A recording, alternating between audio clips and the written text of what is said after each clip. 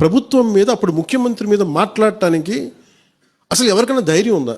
మరి అలాంటి సమయంలో నేను ఒక తల్లి పడ్డ వేదన తీసుకున్నా. ఎలా బాగా ఎదుర్కొన్నాడు పవన్ కళ్యాణ్ అంటే, మీ అమ్మగారిని బండబూతులు తిట్టించిన వాళ్ళని వెళ్ళి వాళ్ళ కాళ్ళ దగ్గరికి వెళ్ళి దేవుడు దేవుడు దేవుడు అంట దేక్కుంటూ వాళ్ళ కాళ్ళ దగ్గర అదేదో బానిసలాగా బతుకుతున్నావు కదా, ఇది నీ బతుకు.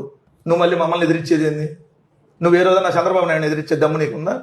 ఎదిరించడం అంటే ఏంటో తెలుసా అండి? సుగాలి ప్రీతి ఏదైతే అమ్మాయి చనిపోయిందో, ఆ ప్రీతి బాయ్, ఆ అమ్మాయి చనిపోయినప్పుడు ఆ రోజు నువ్వు ఎదిరించి ఇదే న్యాయం చేయాలని చెప్పి నువ్వు డిమాండ్ చేస్తే అది నువ్వు ఎదిరించినట్టు. లేదు ఇప్పుడు 2017లో, లేదు ఇప్పుడు నువ్వు ఈ 15 నెలల్లో ఏ సుగాలి ప్రీతిని చంపినటువంటి వాళ్ళు వీళ్ళే అని చెప్పి నువ్వు ప్రూవ్ చేసి వాళ్ళని అరెస్ట్ చేసి ఆ తల్లికి న్యాయం చేస్తే నువ్వు ఎదిరించినట్టు, నువ్వు ఏదైతే ధైర్యంగా నిలబడ్డట్టు నువ్వు సమాజానికి మంచి చేసేవాడు అవుతావు. ఒక ఆడపిల్ల కన్నీళ్లు దొరవలేని నువ్వు ఎదిరించాను, లేదంటే నేను ఎదుర్కొన్నాను, ఎవరికి కావాలి?